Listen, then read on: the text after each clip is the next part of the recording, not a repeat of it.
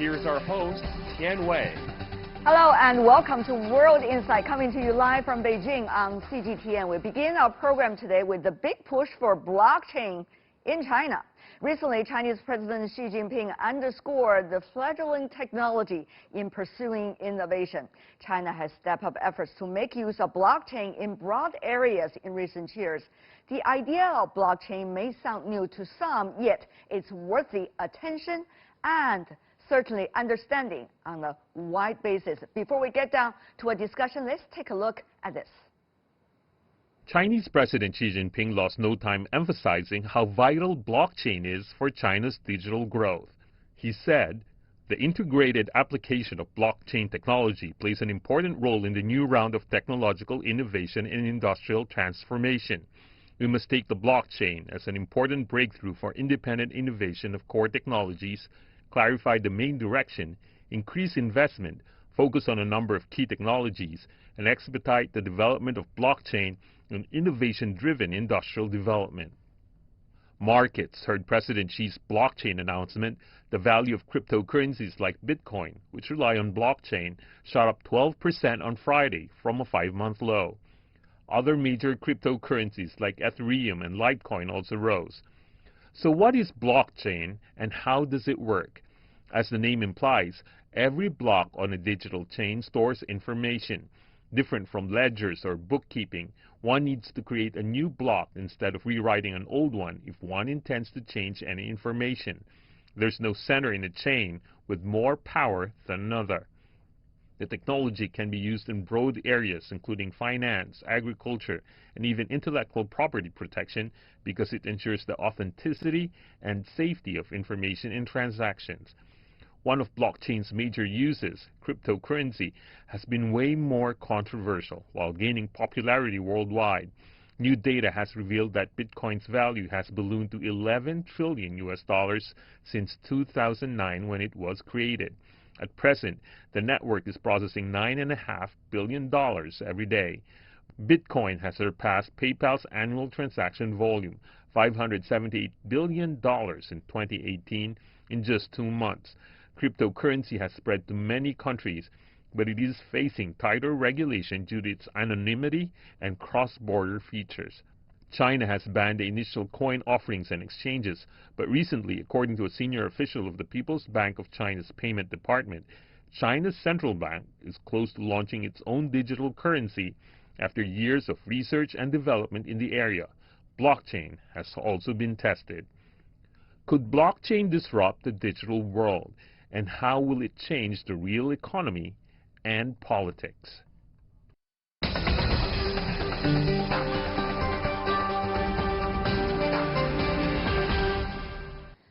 Blockchain development in China and from China. Let's ask the ABC and probably beyond.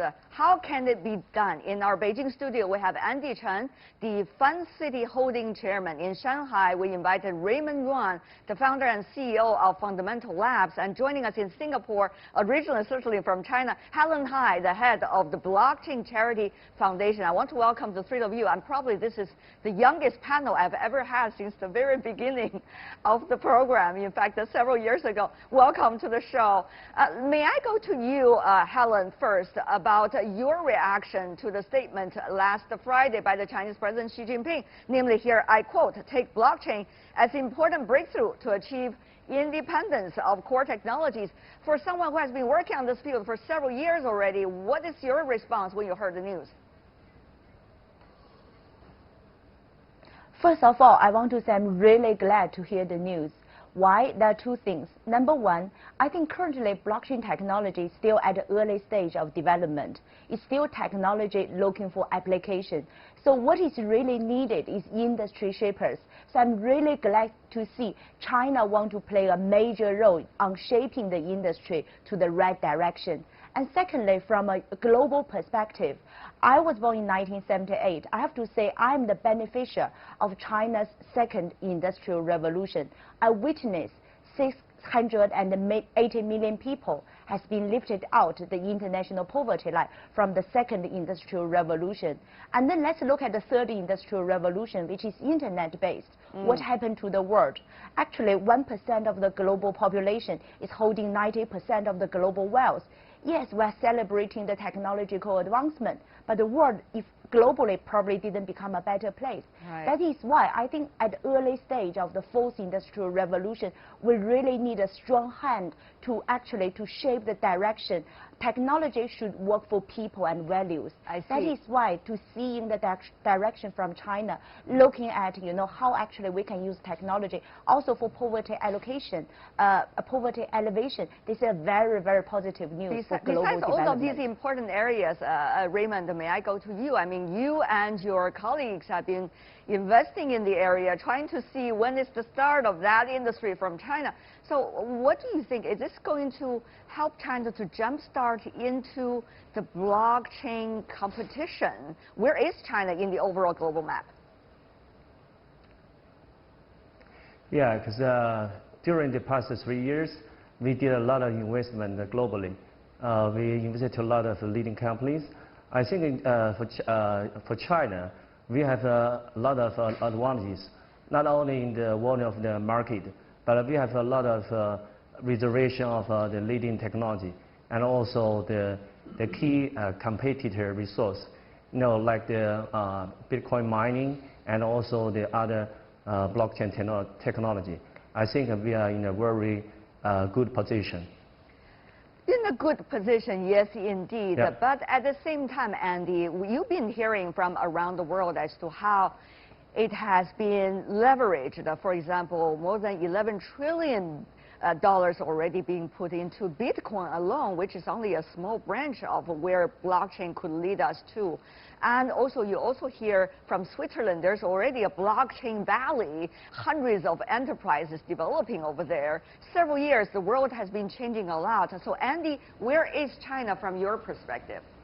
Yeah, I believe in Bitcoin because I think Bitcoin will be ending the US dollar hegemony. And blockchain is used for the fair and reliable and rules for the new economy system, the future economy system.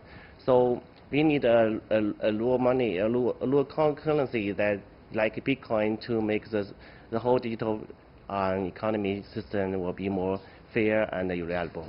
Interesting. Yeah, so I think the US dollar, the fiat money will fail in one day, maybe in several years, in say 3 years or 5 years, they will crash a big economy shock and will happen. And then at that time, the Bitcoin will be, the price will much more higher. And I think now Bitcoin is 10 years old, just a baby. And after 10 years later, it will be 20 years old. So it will be an adult, it will be officially go to work. One could tell, almost, Andy, you and your friends have been investing in Bitcoin just from your answer. Personal belief and against good investment opportunities. But besides the Bitcoin, which is not the point here, because we're talking about blockchain as a much bigger concept, here's the thing, Helen, that you hear about blockchain. One of its most important characteristics is, here I quote, greater transparency, enhanced security, and traceability. That's we know. And decentralization, Helen, is the key here. So how is that likely to play out in the China picture? Okay, first of all, I think blockchain is the second year of Internet. Internet allowed the transfer of values. Blockchain should allow the transfer of, Internet allowed transfer of information. Blockchain should allow transfer of value. And this is actually, blockchain should actually create a trust without institution. And then there should create more peer-to-peer directly trust transfer. This is, it can apply into many areas. For example, in charity space, actually at Binance Charity, we created 100% transparent charity transaction process. This allowed actually the donors can transfer the values to the end beneficiaries directly without intermediaries, and everything's transparent. I think China is a huge country. It's very difficult actually to track down to the last mile. That is why this technology is providing a technology technology for us to achieving that goal. This is just one application.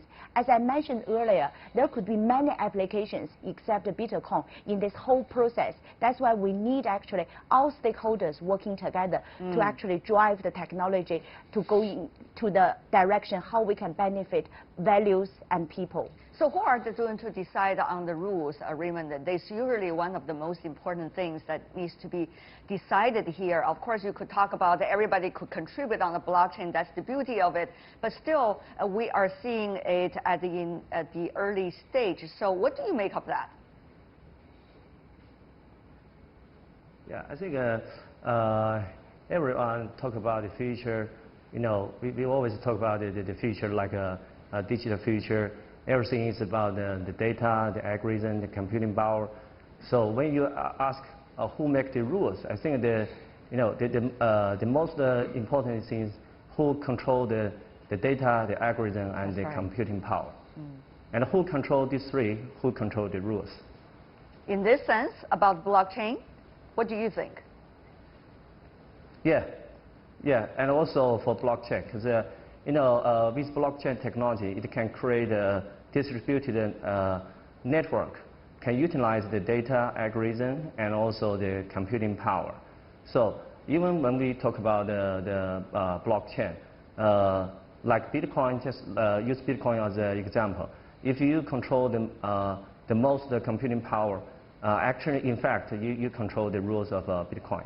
But that is about 51% at least, right? That is very hard to utilize in the world, isn't it? I mean, despite of a concept there, the reality is different, isn't it, Raymond?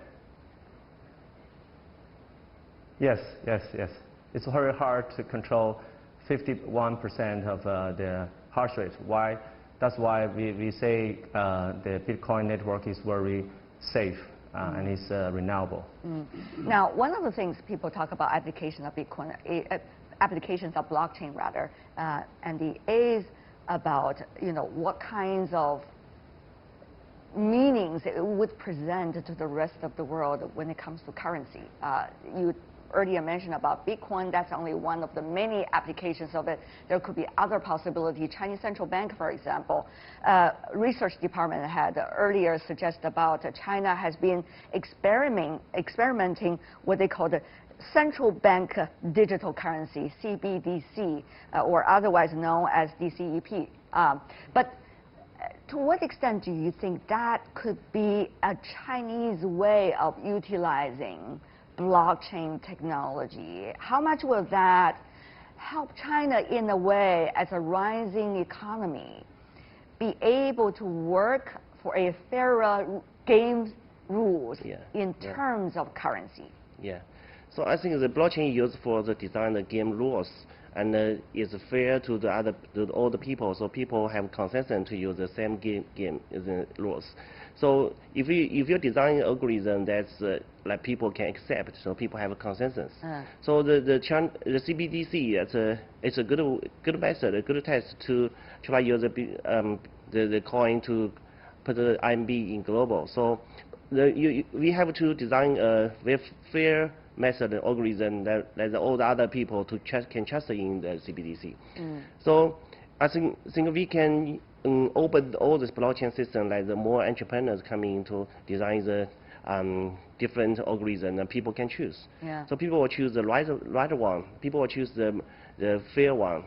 People will choose the reliable one. So then we have a very fair economy system, and people will have the consensus. That's a beautiful world you have just described. Did you realize that? No, the technology the world is not that perfect. I mean, by the way. So let me come back to you, Raymond, and also Helen about that. Now, it is about the rules, but it is also about what are some of the newest development. China's CBDC is one of them. You also see, the debate about Libra in the United States, Capitol Hill. You see also other options. So fundamentally, what is the issue here? Is it about the currency's future? Is it about the trade power? Is it about the geopolitics? What is exactly the nature of this whole debate? Helen, you want to go first in this regard? Okay, I think actually the powerful thing about blockchain technology, I would say actually it's a new tool actually to redefine the social contract. And in this perspective, it's not just government and individual. Business can also play a very important role into this. So what China currently doing, I think is definitely a very important, strong step forward. It's not a completely perfect solution yet, but there's always a process. But compared with a lot of other countries, which is still unclear and not supportive for the innovation, I think China is making a very strong step forward. The other perspective, I see actually China's direction is also making a good way for globalization of RMB. And it's also very important. Let's look at the global financial structure. We've got the global population, but the current bottom billion people, they're not actually in the existing financial infrastructure. Personally, I don't think cryptocurrency is going to replace fiat totally. But I think cryptocurrency can play a very important complementary to the current fiat system, which is the current financial infrastructure. For example, if there's a Filipino maid working in China and she wants to send money back to her home and in the village, and her relatives don't have a bank account. And I think this is how cryptocurrency can play a very cost-effective way actually in the new process. But in the same logic, you could also see through cryptocurrency and in a wider sense blockchain, that wealth can be transferred from one place to another without any boundary, of course. That's a benefit, but at the same time, that's also the danger that you could see financial danger as a result of this. Helen, briefly. That's very true. But I think that's why, to be honest, I think we still need to see how the future is going to be unfold. But that's why it's very important. I think it's going to be very beneficial for Chinese government to create an integrated and comprehensive platform to inviting private sector, civil society, academic, and also public, to looking at the benefit. But we have to know the technology is to serve the people. Yeah. It's very important to looking to foster the innovation in this. Okay, Raymond, there is a difference.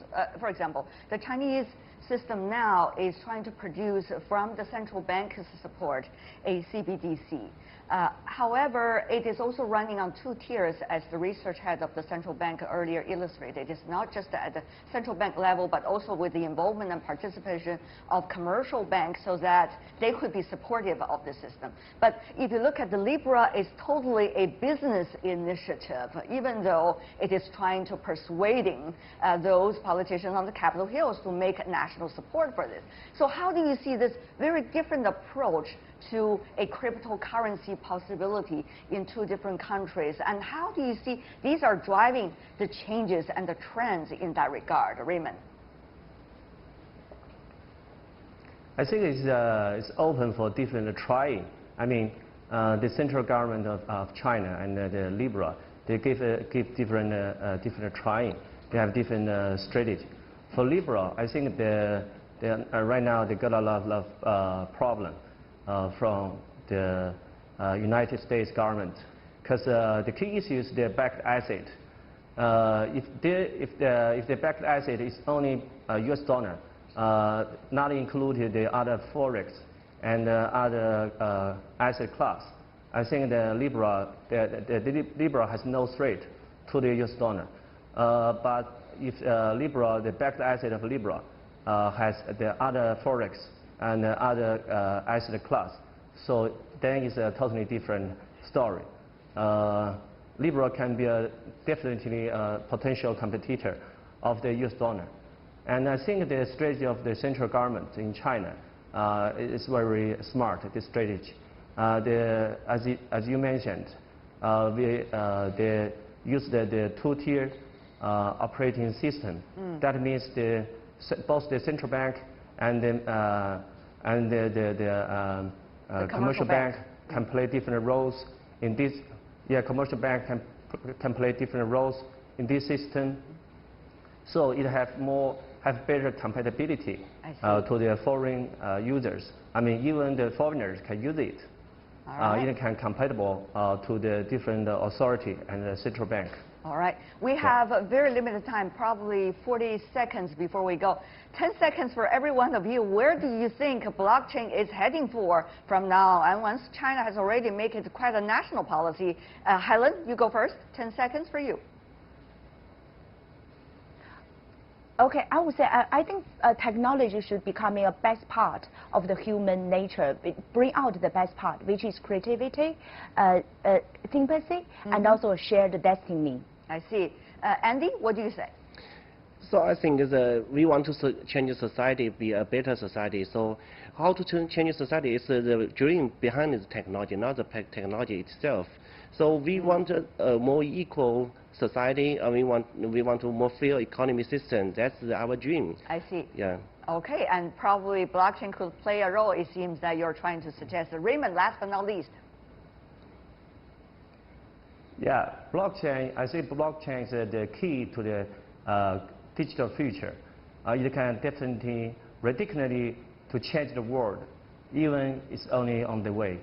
All right, it is on the way already. Thank you so much for the three of you helping us to understand much better about blockchain and hopefully its potential. Andy Chen, Raymond Yuan, last but not least, Helen Hai. Thank you, really appreciate it.